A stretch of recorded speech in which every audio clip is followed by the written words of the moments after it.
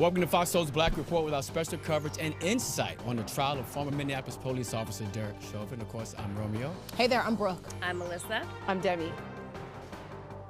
All right, on today's show, we're going to talk to community activist Najee Ali. He traveled from Los Angeles to Minneapolis to be there for the trial, and will give us a look at what's happening on the ground.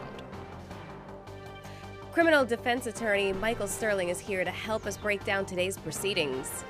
Assemblymember Mike Gibson is here to let us know how the murder of George Floyd is changing legislation and policy. Yes, we have all that and so much more. So if you're ready, it's our voice and our truth. Let's get it. To me, this reeks of conflict of interest. Do we know if he actually waved a gun? We only hear one side of the story. This just really did make me feel good that the justice system did what they needed to. We're going to keep following this story, and we will have the latest for you.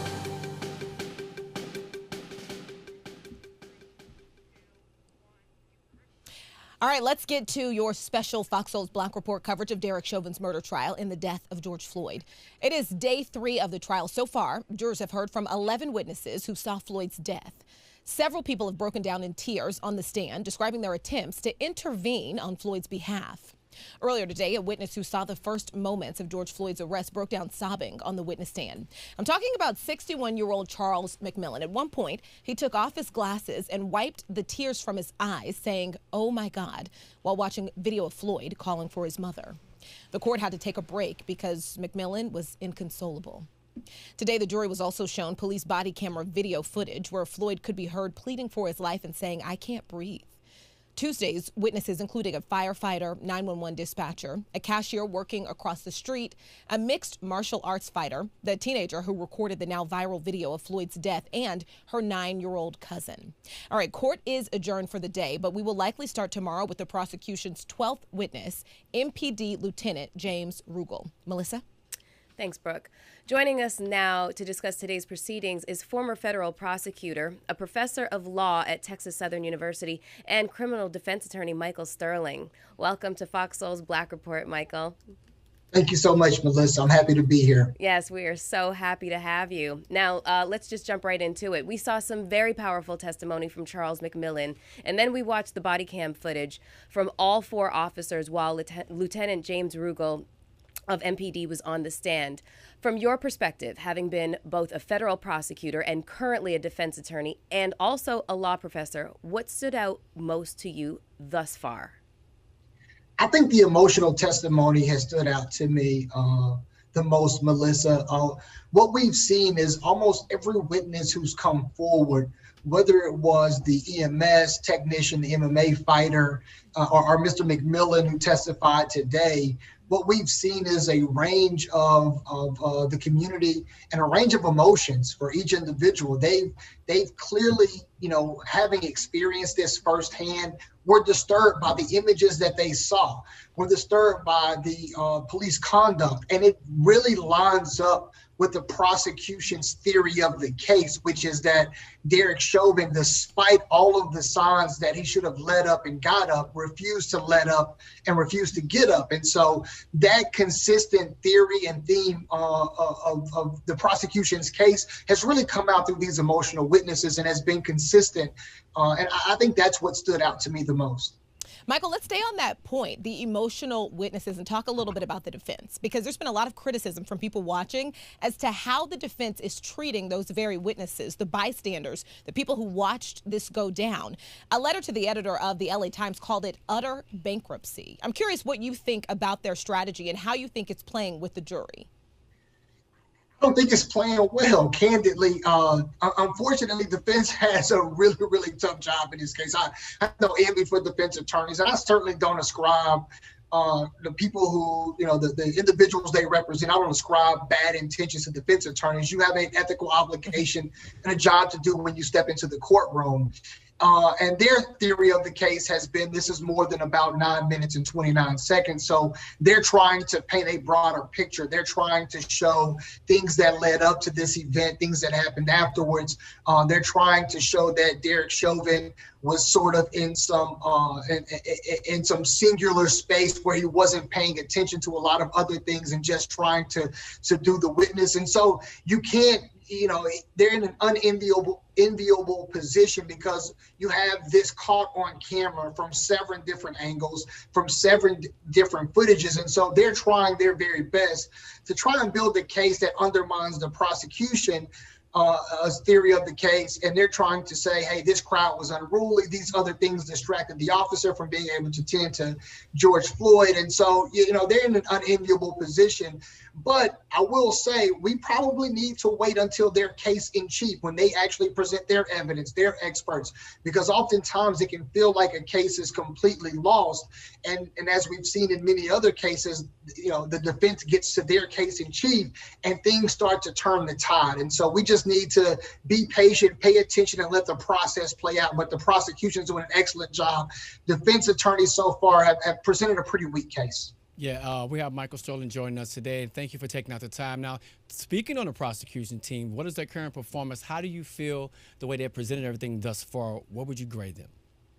I give them an A+. They've been extremely well organized, extremely detailed. They have a coherent and specific theory and theme of the case. So just so you know, when I'm teaching my trial simulation course, I teach my class that a theory is an adaptation of the facts to the case that leads you to win in a legal conclusion, and your theme is sort of what gives you the moral authority to win the case. And so the prosecution's been very coherent. He did not let up. He did not get up. And what you see with every witness they've presented is witnesses coming forward saying, I wanted to take his pulse. I'm a certified EMS. I'm a certified paramedic. I'm a certified firefighter. I wanted to take his pulse.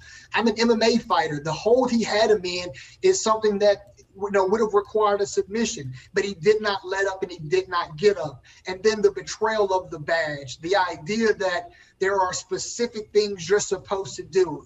Minneapolis department's motto is in your custody, in your care, meaning that they had an obligation to help George Floyd, because once he was in their custody, he was in their care, and they had an obligation to do everything they could to preserve and protect his life, and they failed to do that. So the prosecution has a very coherent, very specific theme and theory, and the witnesses they put forward have supported that theme and theory thus far and really haven't been bothered by the defense attorney's attack on them. Great. Oh my gosh, it is so great to have you here. Today was, of course, an emotional day. I'm sure you were watching. We all were watching as well. A lot of tears shed, especially with Charles McMillan. So I actually want to talk about him a little bit. We saw him break down on the witness stand today. How much of an impact do you think his testimony like his that he gave, as powerful as it was, how much of an impact do you think it'll have on the jury? I think it has a tremendous impact. One of the things I teach in trial advocacy is primacy and recency, meaning that jurors remember the first and oftentimes the last thing they saw before they took a break, before they had to retire to the chambers. And so the fact that the judge took a break right while he was breaking down, jurors are going to remember that moment. They're going to remember the powerful imagery of this individual being so desperate to help George Floyd, wanting to do more, feeling regretful that he could not do more. They're going to remember that, because remember, these are eyewitnesses. We all got to see a lot of this secondhand, and many of us who saw it secondhand had the same feelings, the feelings of that your heart breaks, you get your tears in your eyes well up. Many of us had these very same feelings, but imagine being there in person and thinking to yourself, I could have done more. I could have helped him. I could have saved his life. This is going to resonate very powerfully with the jurors. Michael, you hit the nail on the head. Watching Charles McMillan was, I don't know about you, but or everybody else, but I was crying. It was gut-wrenching to watch that. He's like an elder statesman. He takes care of the neighborhood. He wants to make sure. He had a conversation with Chauvin where he said, you go home to your family, we need to go home to our families. And to see him break down, a proud black man like him was beyond impactful. We have seen multiple videos, including body cam footage now. The prosecution has said this is a case where all you have to do is believe your eyes. So we are watching continuous footage of Derek Chauvin's knee on George Floyd's neck. Is this case as clear-cut as we believe it to be? And I feel like you might have already answered that, but maybe just from a different perspective?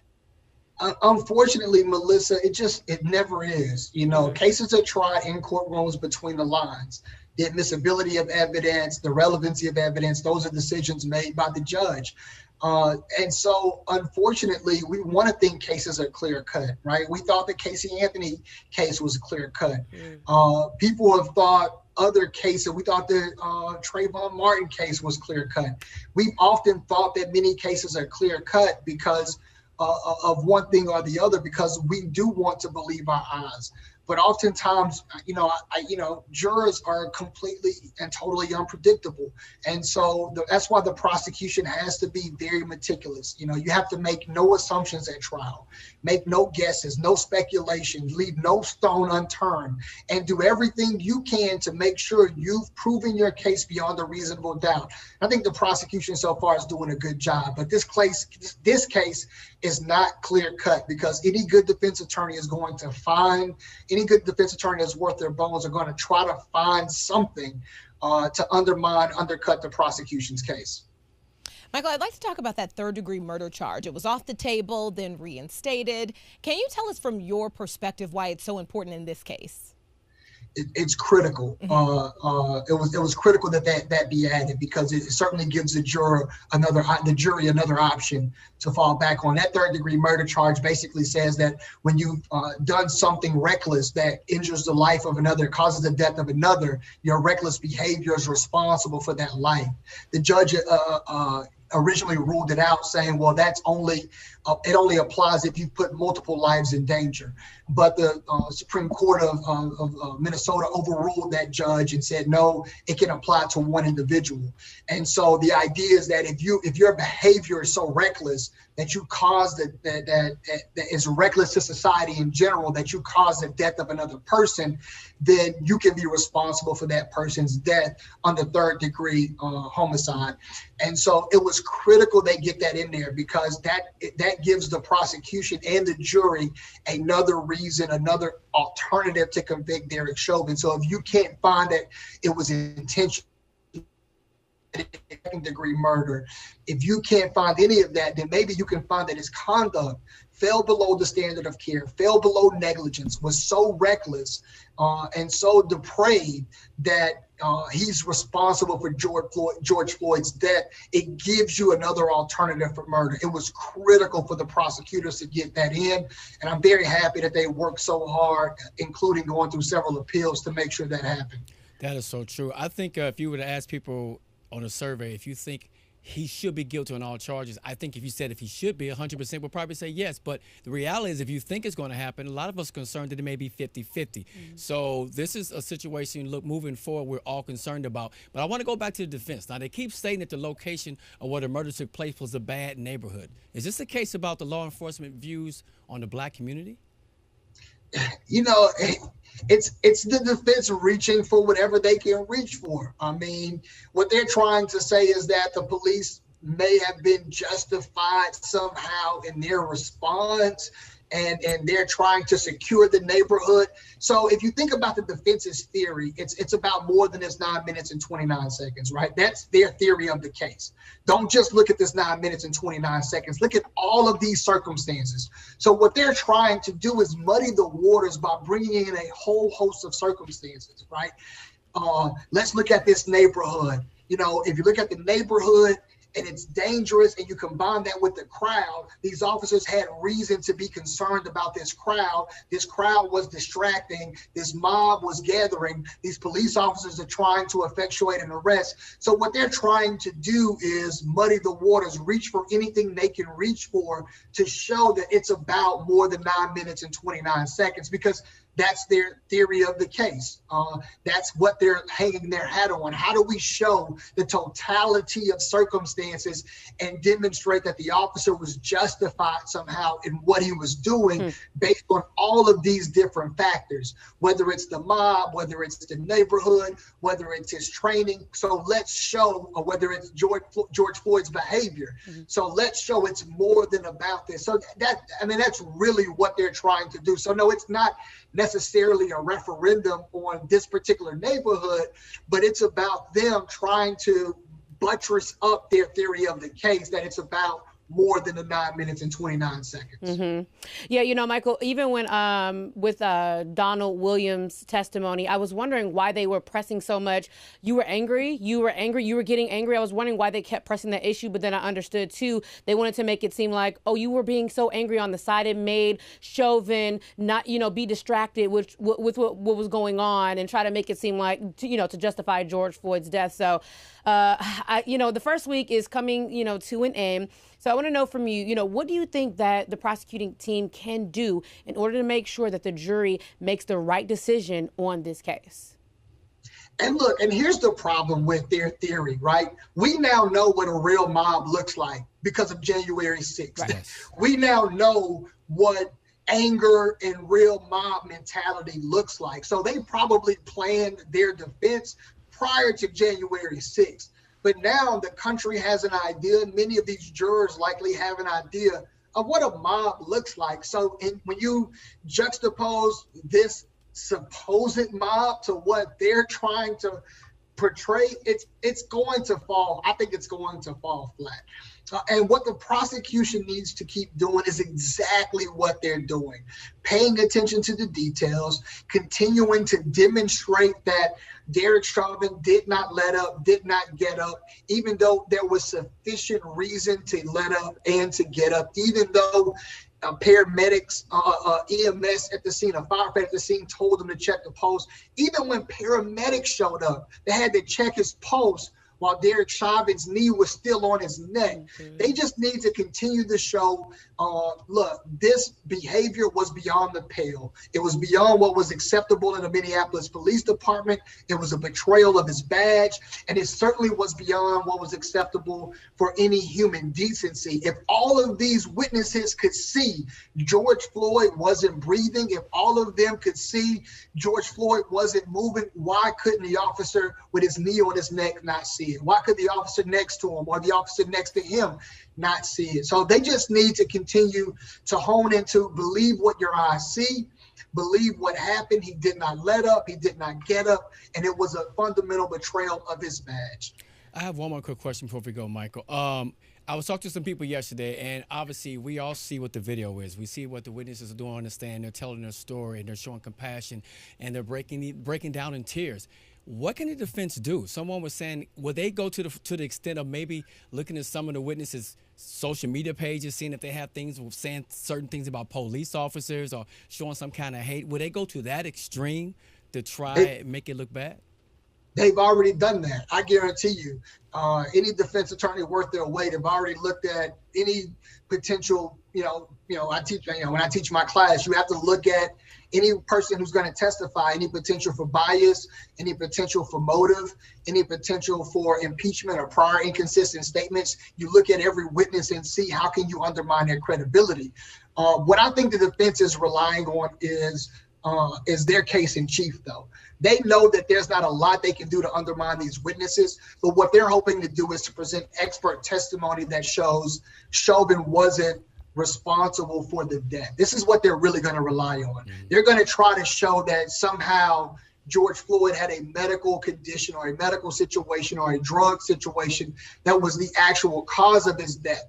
And so they're going to try to undermine the prosecution's case strictly on causation. What actually caused the death? Was it Chauvin's knee on his neck, or was it this pre-existing drug use medical condition that George Floyd had? So I think you can expect to see that in the next several weeks when the defense gets into their case in chief, which is their presentation of their case and their facts. And they're going to bring some expert witnesses in and try and undermine the prosecution's theory that Derek Chauvin was the one who caused the death of George Floyd. Mr. Michael Sterling, we are going to have you back on the Black Report because you are a wealth of information. And you know what? If I could have snuck in another question, I was going to ask you, what would you have done if Derek Chauvin had reached out to you for you to defend him as being a defense attorney? But we'll save that. I would have hung up the phone. Okay, good to know. Good to know. So thank you so much for joining us today. We are going to have you back.